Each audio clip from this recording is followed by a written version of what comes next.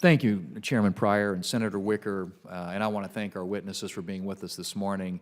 And I want to say, Mr. Chairman, to you and Senator Wicker that I commend you for continuing these state of hearings to inform our committee about our nation's communications infrastructure and about the services, the opportunities, and the challenges facing our constituents as we move deeper into the 21st century.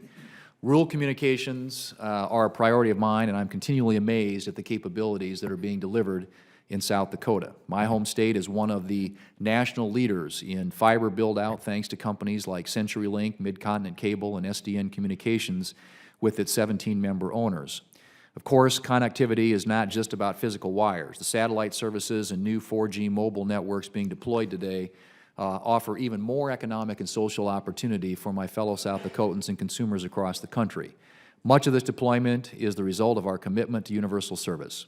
As we move forward, we should not allow existing networks to wither or future services to go unoffered because of unpredictable or inadequate universal service support. The FCC is directed by law to provide predictable and sufficient mechanisms to preserve and advance universal service, and it needs to abide by that directive. The state of wireline communications today is clearly one of transition. The older copper wire networks of the 20th century are being replaced by fiber optics.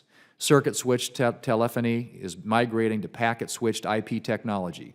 American households are no longer faced with phone service from a government-protected monopoly.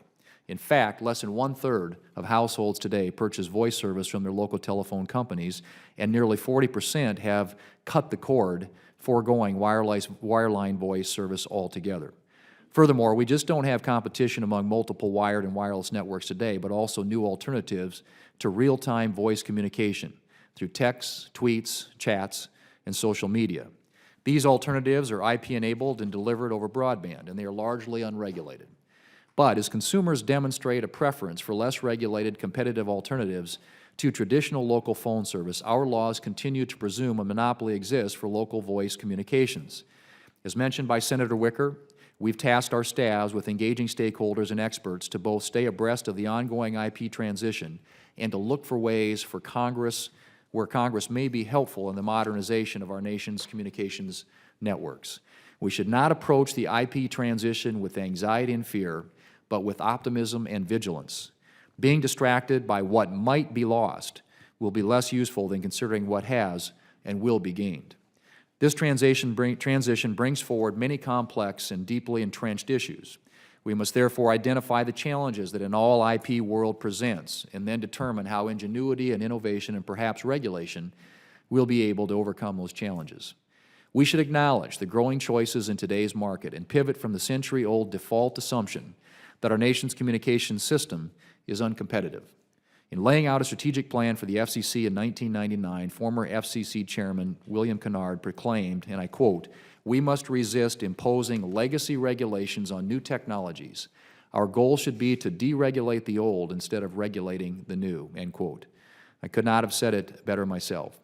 Mr. Chairman, we should focus on empowering individual consumers, entrepreneurs, and innovators. We should target limited federal support to and encourage investment in areas that remain underserved because of structural economic reasons.